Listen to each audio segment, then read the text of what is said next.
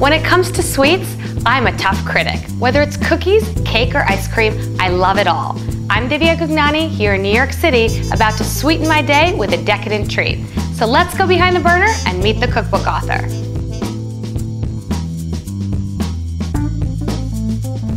So I'm here with cookbook author Katie Lee. Katie, I think we are making cookies, and I'm a cookie monster, so that's perfect for me. Yeah, thanks for having me today. We're making Mexican wedding cookies. I love to give this as gifts because it's kind of like a shortbread dough, so it keeps really well. It's terrific to put in a tin and take it to somebody, and they're always really happy to get it. Goes great with a cup of coffee or tea in the afternoon. Okay, let's get started. Let's get started. You're not going to believe how easy this dough is. I love easy. So I'm starting with butter.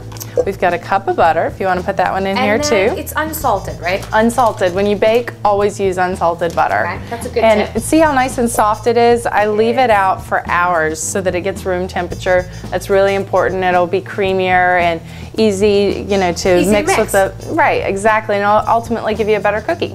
So we have a half a cup of powdered sugar. Put that in there. And this is going to go on the electric mixer until it gets nice and light and creamy. So the mixer does the work for you. That's perfect. Just let it go for a couple minutes. Now we're going to put our dry ingredients in. Put the flour in. There it goes. Okay, and we have some salt over there. Yeah, do that. Right. Throw that in there. Throw that in. And there's some cinnamon. Yeah, just dump that in there. And then the key ingredient, these are our ground pecans.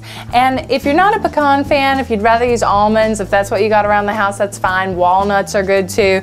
I like the pecans. You know, I keep nuts in my freezer all the time just in case if I need them for a recipe. So do I. And I think when you buy them and they're perfectly good to go, you can just freeze them and then use them for anything. I use them for my salads. Sometimes I coat chicken in pecans. Oh, that's a good one, yeah. It's coming together. So I don't want to overmix it, so I'm going to turn it off. I mean, how easy is that cookie dough? God, I'm going to have to do this. And you notice it's not an incredibly sweet dough. I know. There's only a half a cup of that confectioner sugar in here, but that's because we're going to add more sugar after they're cooked. Okay, so we want to chill this dough for about an hour because it's a sticky dough. So chilling it will help it set up a little bit more. I usually do it for an hour in the refrigerator, but you know, if I need a quick trick and need to get it done a little faster, I'll put it in the freezer for about 20 minutes.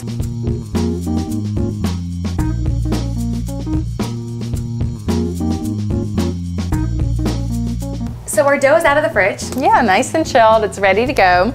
We have our cookie sheet here. Our oven's preheated to 375. I'm going to show you one of my tips for greasing a cookie sheet. I save my butter wrappers and just smear it on there. Perfect. So we get this nice and greased. It's actually really easy to do instead of taking a stick of butter and trying to get it all over the sheet. Right. So pinch off about a tablespoon worth. Okay. Roll it in a ball. And if at any point you feel like your dough's getting too sticky, just stick it back in the fridge. Okay. These don't spread out too much, so you can put them a little closer together.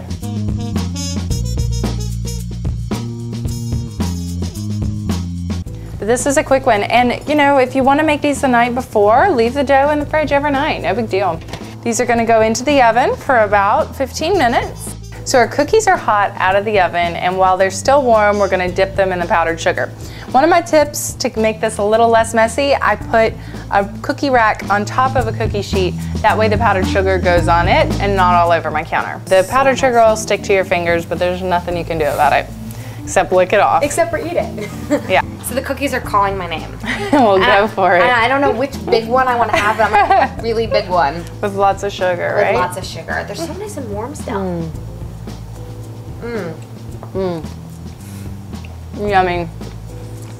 Buttery, crunchy, sweet, salty, everything. You got a little bit of everything going on in there. There's something for everybody. So Katie, thanks so much for making these for us. Well, thanks for having me. I had a great time, and I hope you enjoyed them. Delicious. Stay tuned to Behind the Burner, where we give you the tips, tricks, and techniques that are lighting the culinary world on fire. For the recipe, Q&A, photos, and more, visit behindtheburner.com.